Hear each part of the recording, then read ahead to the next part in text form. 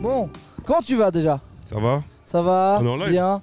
Non, on est en règle du coup. Ok, on est en règle, Ouais. parfait. On pourra que ça, ça veut dire. Ça Oui, va et oui. toi? Ça va et toi? Ça va, écoute, tranquillou, hein, écoute, comme un dimanche matin. Ok. Bien trop tôt. Bon, Bien est-ce que tu trop peux tôt, ouais, je suis te fatigué. présenter pour les gens qui peut-être ne te connaissent pas? Ouais, sûrement.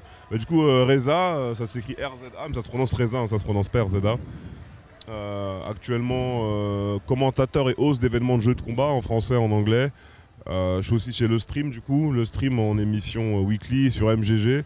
Et on bosse aussi en convention. Et toujours dans le jeu de combat. Parce que pour ceux qui ne savent pas, de base, je viens du jeu de combat. Donc j'ai été champion sur Mortal Kombat X. Et sur Dragon Ball Fighters en France et en Europe. Ok, donc est-ce que du coup, ouais, donc palmarès champion, champion de France ou t'as quoi un palmarès au niveau du jeu de combat? Sur Mortal Kombat, champion d'Europe. Ah oui. Sur DBFZ, ma meilleure performance, c'était 3ème européen à l'invitationnel des 20 meilleurs joueurs d'Europe. J'avais fait une 3ème place et c'était la meilleure place française. C'était en février 2019. Bah, déjà félicitations. Et du coup, alors, comme je disais, du coup, tu fais pas mal de trucs. Donc tu travailles chez Le Stream et MGG. Ouais. Donc c'est des émissions régulières, ça? Ouais, c'est ça, c'est des web TV. Donc sur Le Stream, je fais lunch play, jeux vidéo généraliste. Je fais manga sûr, dans le manga. Ouais. Et sur MGG, je fais la quotidienne parfois. Et je fais aussi l'émission Versus tous les mercredis soirs sur le jeu de combat. Ok, d'accord. Donc ça, du coup, ça fait combien de temps? Ça fait quoi? Ça fait Sur Le Stream, ça fait maintenant on est en 2022, je crois, c'est depuis 2019. 2019 sur Le Stream. Même 2018, en fait je suis arrivé par la JVTV moi. Je suis arrivé par la JVTV avec Ken Bogard et tout sur MPSTP. Vraiment en septembre 2018, c'était à la sortie de Couleur et C17 sur Dragon Ball Fighters. Et après on a émergé sur le stream et depuis je suis là quoi. Ok. Alors moi j'ai une question toute bête. Comment est-ce qu'on vit du jeu vidéo? Dans le sens où du coup tu as dit que tu as fait plusieurs choses. Donc maintenant tu es actuellement chroniqueur dans les émissions, tu fais aussi des salons. Donc là du coup on est au Clermont Geek, j'ai eu du mal. Toujours un petit doute, tu vois, on fait plein de salons du coup, toujours un petit doute. Donc ouais, on est au Clermont Geek. Du coup ouais, tu fais plein de choses différentes. Mais alors comment ça t'est arrivé ça? Comment t'as pu avoir peut-être c'était une opportunité, c'était quelque chose, comment c'est arrivé tout ça? Ouais bah comme tu dis en fait c'était une opportunité, on m'avait proposé de remplacer Kayane que j'embrasse, hein, la grande copine, on m'avait proposé de remplacer Kayane à la DreamHack Tour pour le stand d'Injustice 2 parce qu'elle avait 2 conventions en même temps donc malheureusement elle pouvait pas assurer le stand Warner. Et vu que moi je bossais déjà avec Warner, que je faisais du Mortal Kombat, du Injustice et que j'étais champion dans ces jeux-là, on me l'a proposé à moi, ça s'est super bien passé et depuis on m'a proposé pas mal de choses quoi. Ok. Ok. Donc ouais, du coup ça fait 2-3 ans du coup que tu te balades un peu partout au final parce que du coup c'est vrai que tu vas avoir des semaines chargées.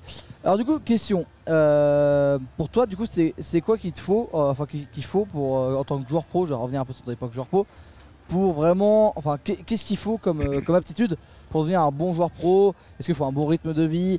Est-ce qu'il faut jouer beaucoup? Au contraire faut peut-être jouer un peu moins mais s'entraîner et essayer de trouver d'autres, regarder plus d'autres joueurs jouer?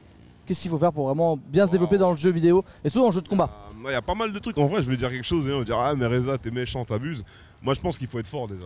Ouais, bien sûr. Ouais, faut. Tu vois, parce que souvent t'as des gens qui sont un peu dans une matrice. J'arrête l'école si c'est des jeunes ou j'arrête le taf et j'essaie de devenir pro player ou machin. Moi je pense que la plupart des joueurs pro aujourd'hui, avant d'arrêter quoi que ce soit, l'école ou le travail, ils faisaient déjà partie entre guillemets des meilleurs de leur poule.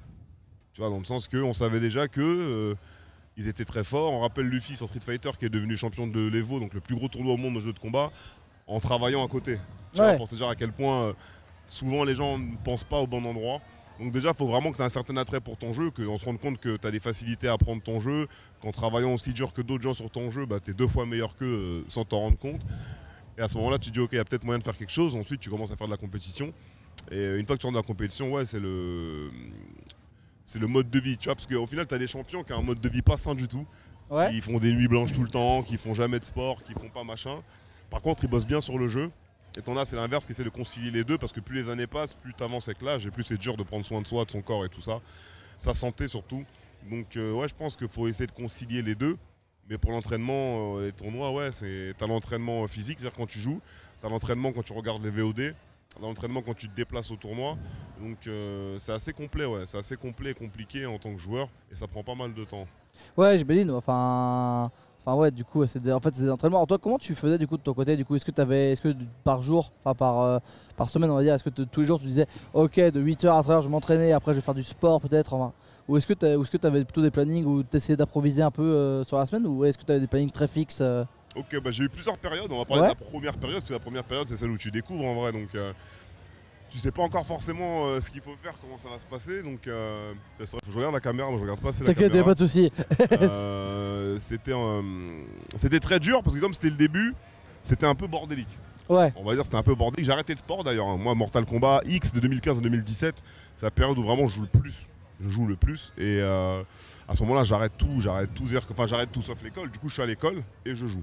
ok. Donc ma vie se résume à ça. Aller à l'école, jouer, je vois plus mes potes, j'arrête le sport.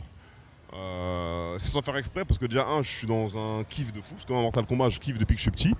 Et là j'ai l'amour de la compétition en plus qui renaît en moi parce que ça fait longtemps que j'avais pas fait de sport compétitif ou autre. Ça renaît à travers le jeu vidéo. Et j'y vais à fond. Donc quand je suis pas à l'école, je suis en train de m'entraîner. Ok. Je suis en train de m'entraîner. Le soir, je joue. Le matin, je joue. Quand je peux faire des bootcamps offline, je joue.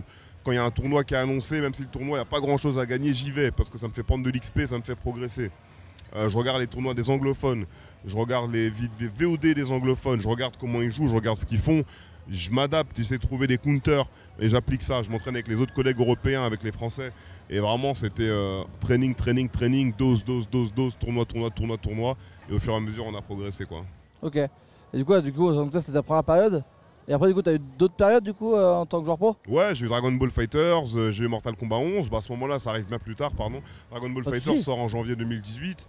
Mortal Kombat 11 sort en 2019. Du coup, je me dis, faut pas faire les mêmes erreurs. Donc à ce moment-là, moi, je quadrille mes heures. C'est-à-dire que je dose, et j'oublie pas d'aller au sport. J'oublie pas de compléter, parce que j'étais en Master 2 à ce moment-là, j'oubliais pas de compléter la fin de mes études. Et j'arrive à mieux gérer. Par contre, t'es fatigué, parce que du coup, tes journées sont des gros blocs. Parce que tu dois caser les trois en fait. Tu te réveilles, tu bois ton thé, tu vas au sport, tu vas à l'école, tu reviens, tu joues, tu streams, tu dors. Ok, je vois. Et vu qu'en même temps, je suis un peu ambassadeur de la commu, je faisais des streams pour les débutants, j'organisais des tournois débutants. Ah oui. Je leur montrais comment je préparais mes tournois à moi. Le week-end, j'allais en tournoi. Tu vois, genre comme Mortal Kombat 11, il sort, je crois, on fait 5 semaines, les premiers 5 week-ends d'affilée, on a 5 tournois. Oh. Donc, dès que le jeu sort, je fais 5 semaines, 5 tournois, jusqu'au Stunfest. Après, on va aux États-Unis comme au Breaker. On revient des États-Unis 2 semaines après, on va en Pologne. On revient de la Pologne un mois après, on va à l'Evo à Las Vegas. Plus à côté, j'ai mon Master 2, plus j'ai tous mes streams. Retour de l'Evo, burn-out. Ouais. Retour de l'Evo, burn-out. Je raccroche les gants, comme on dit. Je raccroche la console cette fois-ci. Je me dis, putain, je finis mon Master 2, j'arrête la compétition, je vais voir ce qui se passe après. Ouais. Et du coup, depuis, j'ai pas repris la compète encore. Donc là, il n'y a pas de jeu qui me plaît actuellement, mais si MK12 arrive l'année prochaine, je pense que je fais la compétition dessus. Ouais, tu vas. Ouais, t'as pas enlevé. T'as pas enlevé ton côté joueur pro. Enfin, si t'as l'occasion de revenir en tant que peut-être pas joueur pro, mais joueur très fort qui peut aller en tournoi et aller montrer ce qu'il vaut, tu peux y retourner quoi. Ouais, T'as l'âme de compétiteur qui fait que tu lâches pas quoi. T'as quand même ton petit. la grinta est là, ouais. À tout moment, t'as envie de revenir à un bon niveau quoi. C'est ça. Ok. Et bah écoute, on est pas mal. Je cherche un peu si j'ai d'autres petites questions, mais je pense qu'on est pas trop mal. C'est vrai qu'on peut revenir sur ton niveau, enfin niveau chroniqueur. Qu'est-ce qui te plaît toi en tant que chroniqueur? Est-ce que tu arrives à bien te développer en ça? Est-ce que ça te plaît, tu vois, ce que tu fais et est-ce que tu vois peut-être d'autres choses à la suite de ça ou pas? Ouais, franchement, moi j'adore. J'adore faire les émissions en tant que chroniqueur parce que je suis quelqu'un qui a toujours aimé débattre. Ouais. Moi, j'ai toujours aimé débattre, j'ai toujours aimé échanger, j'ai toujours aimé discuter, j'ai toujours aimé partager une passion. Et donc, le fait d'être chroniqueur aujourd'hui dans pas mal d'émissions me permet de le faire en fait. Tu vois, c'est-à-dire là, par exemple, je te disais récemment mes activités sur le Lunch Play, sur le stream. J'ai fait pas mal de chroniques des jeux qui sont sortis récemment. Ouais. Donc, il y a Elden Ring qui est sorti, j'ai fait le jeu, j'ai fait une chronique. Il y a Stranger of Paradise, j'ai fait une chronique. Il y a Gran Turismo 7, j'ai fait ma chronique. God of War 4, j'ai fait ma chronique, qui est ressorti sur PC. Là, il y a Ghostwire Tokyo qui sort le 25, je fais ma chronique. Enfin, j'aime bien faire le jeu, finir le jeu, faire une chronique dessus et échanger avec les autres qui ont joué au jeu. Qu'est-ce que t'en penses et pourquoi tu penses ça, bien évidemment. Toujours pouvoir back up et argumenter Carrément. sur ses dires. Et ça me permet de développer mes connaissances et d'apprendre aussi. Tu vois, parce que le fait d'échanger, c'est ça. Hein. Moi, sur mon Discord, pareil, on échange beaucoup, on fait beaucoup de débats et autres. Et à chaque fois, ça me permet de m'enrichir et de développer mes connaissances dans le milieu. Donc ouais, c'est quelque chose de non négligeable et que j'adore faire, quoi. Ok. Alors allez, on va poser une petite question. J'aime bien envoyer des petites questions chiantes comme ça. Est-ce que tu as un jeu en 2021 qui t'a marqué? En 2021 ? Ouais. Ouais, on part pas sur 2022 parce qu'il n'y a pas eu grand chose. Enfin, il y a eu des choses, mais. Ouais, limite pour le moment, je préfère 2022. Hein. Ah ouais? 2021, il n'y a pas eu grand chose justement. Bah ouais, c'est je suis quoi, d'accord. C'est pour ça que j'aime bien envoyer la question, tu vois. 2021, 2022, j'essaie de Au pire, vas-y, réfléchir 2021, déjà. 2022. Je sais même pas je sais même plus ce qui est sorti en 2021 en vrai, pour te dire à quel point je. Bah, en jeu de combat, ça a pas été très Non, riche. même en jeu général, tu vois. Ouais. C'est quoi le jeu? Ouais, le jeu de l'année, c'est It Takes Two. It Takes Two, c'est pas trop ma cam. Resident Evil 8, c'est pas ma cam. Ouais, je suis Metroid d'accord. Dread, j'ai bien aimé. Ouais, c'était cool. Ouais, non, je vais taber 21, je vais taber 2022. En 2022, bah, t'as la sortie de le re-up de God of War 4 sur PC. Yep. Donc 21 neuvième, Ultra, tout ça, Trop bien. magnifique. Un plaisir. Getsu Fumaden en jeu 1D, enfin en Ok. jeu 2D, c'est édité par Konami mais développé par le petit studio Guru Guru. Ok. J'ai passé un super moment dessus avec les. Ça se passe dans le folklore japonais, tu joues un ninja, Getsu. C'est incroyable, j'ai 30 heures sur le jeu à peu près, c'est un roguelike. On a eu quoi encore qui est sorti? On a eu Elden Ring qui est sorti. Ouais. Le jeu, j'ai quand même bien apprécié. J'ai donné une bonne note au jeu sur mon stream. J'avais donné un 17. Donc j'ai fait le jeu, je l'ai fini récemment, il y a une semaine ou une semaine et demie à peu près. J'ai fait les boss optionnels, Mog, Malenia, tout ça. Ouais, Donc t'as fini à fond, quoi. j'ai tout streamé. Ouais, donc ces 3 jeux-là, ouais, quand même, je pense. Ces 3 jeux-là pour le moment. J'ai Forspoken qui arrive cette année que j'attends. Ouais. Ghostwire Tokyo, je sais pas trop. Je suis un peu en mode, ça peut être lourd comme ça peut être moyen. Donc j'ai pas encore d'avis définitif. Mais ouais, 2022, ça se passe plutôt bien et on sait que probablement en 2023, on aura la suite des jeux de combat, le renouveau, avec genre Tekken 8, Street Fighter 6, Mortal Kombat 12 possiblement et Project L de Riot.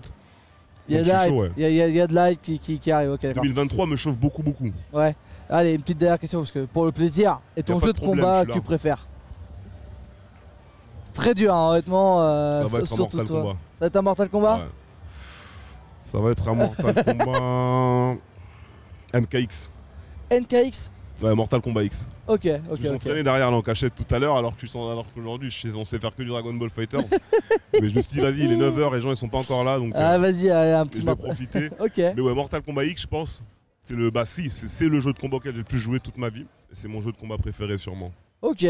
Bah, en tout cas, merci beaucoup. Alors, est-ce que tu peux nous donner tes réseaux?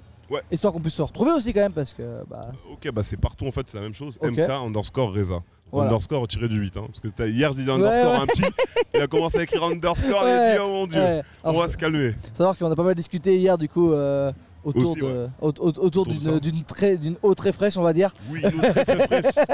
Et du donne coup le honnêtement, on a pas mal discuté, c'est vrai qu'il y a un petit jeune qui a marqué underscore, c'est assez marrant. Bah merci beaucoup en tout cas. C'est ça. Puis Merci à bah je te souhaite une bonne fin de salon, amuse-toi bien. toi. Ok, merci Et puis, beaucoup. peut-être Courage bientôt sur la chaîne, on tease, mais Ouais, peut-être à il y a bientôt. peut-être un truc à se Sûrement à passer. bientôt, ouais. Allez, salut tout le monde. Ciao, ciao les gars, des bisous.